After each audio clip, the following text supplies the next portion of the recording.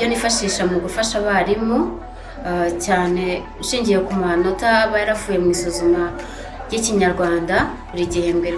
Icya kabiri dukora ni ugukorana n'abayobozi bw'amashuri tukareba uburyo nabo bahereza ubujyanama abarimu. Icya gatatu harimo kureba ibibazo bafite bagaragaza nk'iby'imfashanyigisho, tukabasha kubakorera ubuvugizi ndetse twicara hamwe n'ubuyobozi bw'ikigo cy'amashuri tugashaka ibisubizo ku bibazo byagaragajwe n'abarimu.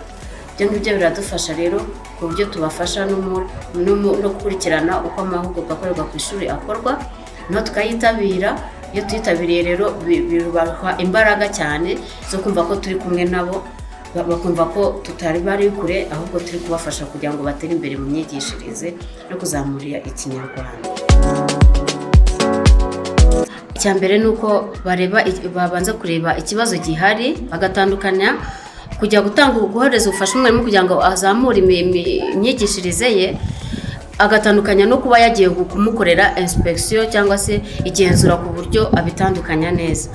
Nujya gusura ugomba kujya gusura nyine bitewe naho ubona hari imbogamizi ushaka gufasha umwarimu, kandi ukabimubwira mbere kugira ngo adatungurwa. Ubwo umwarimu mukamuze azi yuko uzaza kumusura kumuha support.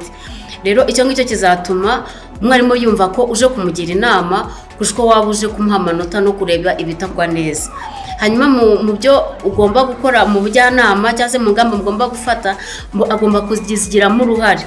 Wowe nawe mukemeranywaho nk'umugenzuzi n'umwarimu icyo agiye guhindura, icyo agiye gukosora, nawe yabigizemo uruhare.